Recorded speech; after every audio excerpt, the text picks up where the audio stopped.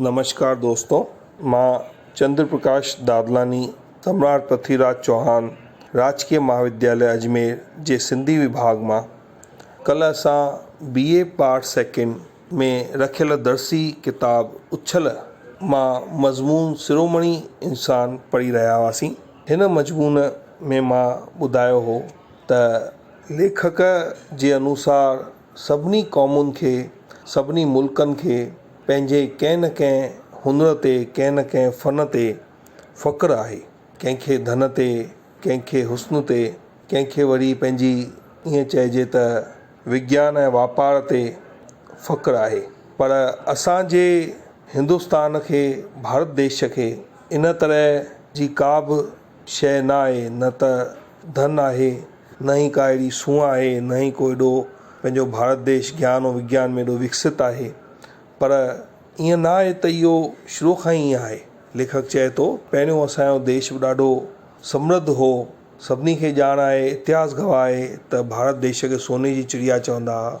उहो न सिर्फ़ु धन में, सूंहं में, पर ज्ञान विज्ञान में बि ॾाढो समृद्ध हो। इतिहास ॿुधाए थो त रामायण काल में बि भॻवानु राम जॾहिं युद्ध करे रावण ते विजय प्राप्त कई हुई त उहो वायुयान सां ई लंका मां अयोध्या मोटियो हो।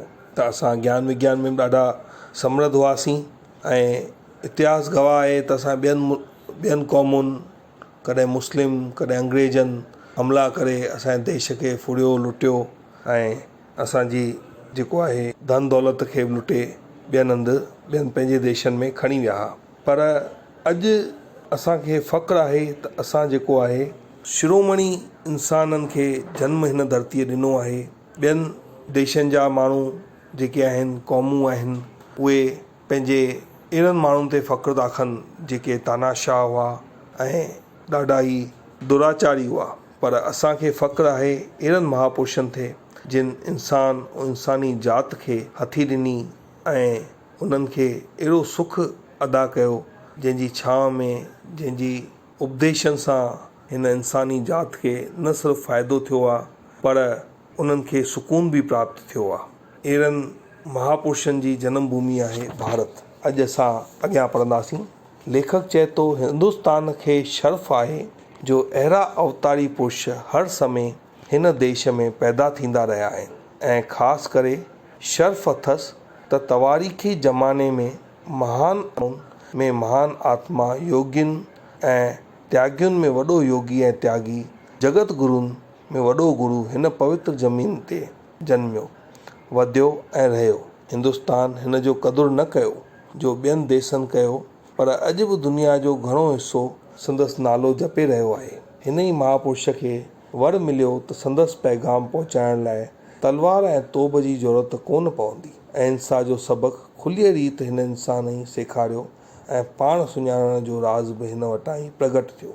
लेखक चए थो हिन धरतीअ ते हिकु अहिड़ो अवतारी पुरुष जनम वरितो हो जंहिंखे सभु महान आत्माऊं मञनि थियूं। योगियुनि में उहो योगी हो, त्यागियुनि में त्यागी हो, जगत गुरुनि में वॾो गुरु हो ऐं जंहिं अहिंसा जो पैगाम पहुचाइण लाइ कंहिं तोप या तलवार जी सहायता न वरिती पर खुले रूप सां इंसान खे इहो सबक़ु अहिंसा जो सेखारियो।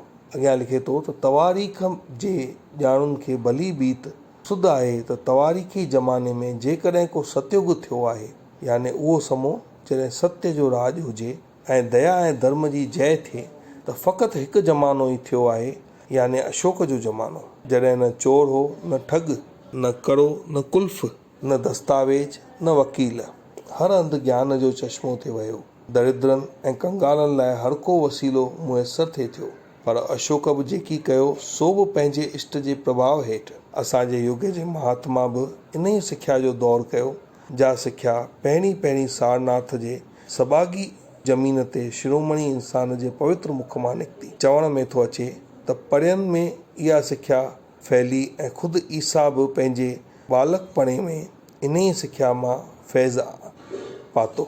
लेखक चए थो त अगरि हिंदुस्तान में को सतयुग थियो आहे त उहो थियो आहे अशोक जो राज, अशोक जो ज़मानो। हिन ज़माने में रुगो ज्ञान जा चश्मा वहंदा हुआ। हर कंहिं लाइ धर्म ऐं शांती ऐं अहिंसा जो पालन करणु ज़रूरी हो। न को ठग हो, न को चौकीदार हो, न को कुल्फ हो, न को करो हो। सभु ॾाढा ख़ुशि ऐं प्रसन्न हुआ। हर कंहिंखे सभु कुझु मिलंदो हो। दरिद्र ऐं कंगालनि लाइ हर संभव प्रयास कंदो हो त उन्हनि खे खणी वठिजे। ऐं चवे थो हिन जेके महापुरुष पहिरियां वचन सारनाथ जी धरतीअ ते चया हुआ उहे अॼु बि ज़माने खे यादि आहिनि ऐं लिखियल आहिनि। ऐं चयो वञे थो त ईसा मसीहा बि पंहिंजे बालकपणे में इन ई जेको आहे सारनाथ जे ज़मीन तां उन महापुरुष जे पवित्र मुख मां निकितल शब्दनि मां ई सिख्या वरिती। अॻियां लेखक लिखे थो त इंसानी जीवत ऐं सभ्यता में जेके उत्तम गुण आहिनि जे मनुष्य खे पशुअ जे दर्जे खां चाढ़े उन्नतीअ ॾे नई रहिया आहिनि, यानी सत्य ऐं अहिंसा, जीव दया ऐं धर्म, बुद्धीअ जो विकास ऐं अंदर जी उज्ज्वलता, कर्म ऐं शुद्धि, मुक्ति ऐं निर्वाण जा वसीला, शांतीअ जो मंत्र, अंतर पहुचाइण, उन्हनि जो वजूद में आणींदड़ ऐं प्रचार कंदड़, सूरमनि में सूरमो, बुद्धिवाननि में बुद्धिवान, राजाउनि जो राजा, साधुनि में साधु, इंसाननि में ईष्ट, उहो ई थी गुज़रियो आहे जंहिं ते हिंदुस्तान खे वॾो नाज़ आहे, ऊंच फ़ख़्रु आहे ऐं कुदरती घमंड बि आहे। उहो ई जंहिंखे चवनि था साकीय मुनि, पर दुनिया चवे थी गौतम बुद्ध, शहजादो सिद्धार्थ। लेखक ॿुधाए थो त उहो महापुरुष केरु आहे। उहो जेको शिरोमणी इंसान आहे केरु, जेको राजाउनि में राजा आहे, साधुनि में साधु आहे, इंसाननि में श्रेष्ठ आहे, बुद्धिवान में बुद्धिवान आहे, सूरमनि में सूरमो आहे, ऐं जेको शांति, मुक्ति, निर्वाण, कर्म जी शुद्धि, इन सभिनी जो सिख्या हिन दुनिया खे ॾिनी हुई, उहो आहे श्री गौतम बुद्ध, जंहिंखे दुनिया सिद्धार्थ जे नाले सां सुञाणींदी आहे। अॻियां लेखक लिखे थो त गौतम जे आलीशान सल्तनत जो सिक्को 2-2.5 हज़ार साल अॻु भारत में हलियो, पर उहा सल्तनत माण्हुनि जे दिलुनि ते हुई, न डलुनि उघाड़ण ऐं पीरण लाइ। दुनिया जे तवारीख़ में बुद्ध भिक्षुनि जी दावा आहे त संदन धर्म ऐं कर्म सुधरियल दुनिया जे कुंड कुड़छ में कंहिं बि जोर ऐं जबर, कंहिं बि खून रेजी ऐं दौलाब बिना पखिड़िजी विया। शुभ चिंतन, शुभ ॿोलण, शुभ हलण जो नाद बरपटनि ऐं समुद्रनि पार गूंजिजी उथियो ऐं विसोरण ऐं विष्ठा भरियल आदम जात लाइ निर्वाण पद जो आसरो थियो। लेखक ॿुधाए थो त गौतम जो जेको आलीशान सल्तनत जो सिक्को हो आहे उहो 2-2.5 हज़ार साल अॻु भारत में हलियो ऐं उन्हनि जेको माण्हुनि जे दिलुनि ते राज कयो, न कि उन्हनि जे शरीरनि ते, न कि उन्हनि जे शयुनि ते, बल्कि दिलुनि ते राज कयो। ऐं बौद्ध भिक्षु जेके आहिनि उहे पंहिंजी शिक्षाउनि जे ज़रिए, पंहिंजे धर्म जे ज़रिए, पंहिंजे अहिंसा जे ज़रिए सॼे देश विदेश में फैलण लॻा ऐं उन्हनि जो चिंतन, उन्हनि जो शुभ ॻाल्हाइणु, शुभ हलणु सभिनी खे वणणु लॻो। अॻियां चए थो जिन माण्हुनि की देवताउनि जे ओट में, की शैतान जे सॾ ते पेट भरे जावा करे जीवन जंत्रनि जा सिर थे कपिया ऐं ॿलियुनि जे थे चाढ़ियूं ऐं रुश्वत ऐं बातन परस्तीअ जे सीढ़ीअ ते चढ़ी सुर्ग जा सपना थे लधा, तिन जा गौतम जे सिख्या मां कपाट खुली पिया त इते लोड़ जे नियम खां का बि ताक़त नथी बचाए सघे। ॿियनि खे ईजाओ रसाइण माना पंहिंजो गलो कटणु, ॿियनि जी शेवा माना पंहिंजी मुक्ति, पंहिंजी शक्ति, इहो सबक़ु गौतम जे शिष्यनि ई सेखारियो। केॾो न सुठो सबक़ु सेखारियो वियो आहे गौतम बुद्ध जे द्वारा त सभिनी खे सुखु ॾियणो आहे, ॿियनि जो गलो कटणु माना पंहिंजो गलो कटणु आहे, ऐं ॿियनि जी शेवा माना पंहिंजी मुक्ति, पंहिंजी शेवा, पंहिंजी शक्ति आहे। अॻियां लिखे थो वेरह जा शस्त्र फिटा करे माण्हू मरीज़नि ऐं दुर्बलनि जी परगोड़ में लॻी विया। उहा शांति जंहिं लाइ असांजो संसार तड़फी रहियो आहे, गौतम जे शिष्यनि जे स्थिर ऐं तृष्णा रहित हृदयनि में वास कयो ऐं संसार खे सुर्ग ऐं सुखी निवास बणायो।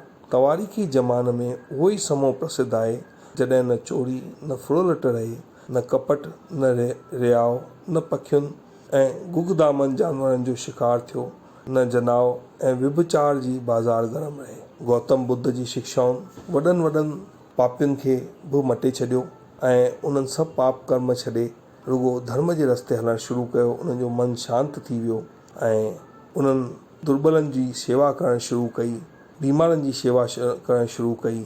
तॾहिं का बि चोरी कोन हुई, कपट कोन हो, फुरलुट कोन हुई त इनखे त स्वर्ग चइजे थो।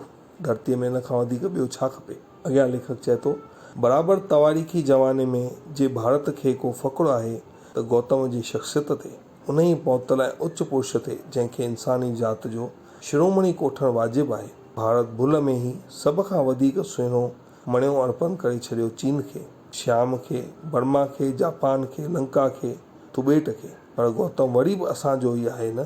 गौतम जे करे ई भारत जी भूमि धारियुनि लाइ पवित्र भूमि आहे, तीर्थ जो आस्थान आहे। एडवन आर्नोल्ड पंहिंजनि सुंदर कविताउनि में गौतम खे सॼो पूरब जी ज्योति, पर गौतम खे संसार जी ज्योति या दुनिया जो नूर चइजे त बि रवा थींदो। लेखक चए थो त अहिड़े महापुरुष ते, अहिड़ी शख़्सियत ते सॼे भारत खे फ़ख़्रु आहे। भारत भुल में ई उन महापुरुष जी ॼाण न थी, उन महापुरुष जो क़दुरु न कयो, पर ॿियनि देशनि चीन, श्यामा, जापान, लंका, तिबेट, इन्हनि सभिनी इन महापुरुष जी ॾाढो क़दुरु कयो ऐं उन जी क़दुरु शनाख़्ती कई। ऐं अॼु बि भारत भूमीअ खे गौतम जी भूमि चवंदा आहिनि ऐं इन करे ई इन खे तीर्थ स्थान मञींदा आहिनि, छो जो त गौतम जी पैदाइश भारत भूमीअ ते ई थी हुई। ऐं इन रीति जेको आहे, लेखक गौतम खे न सिर्फ़ु हिन भारत देश जी जोत पर नूर, पर सॼी दुनिया जी, सॼे संसार जी जोत या दुनिया जो नूर कोठियो आहे, जो वाकई में सही आहे ऐं इन में का बि घटि ॻाल्हि कोन्हे। अॼु एसि ताईं पढ़ंदासीं, सुभाणे असां हिन ई किताब जो ॿियो मज़मून सिंधूअ जी भूमि पढ़ंदासीं। धन्यवाद।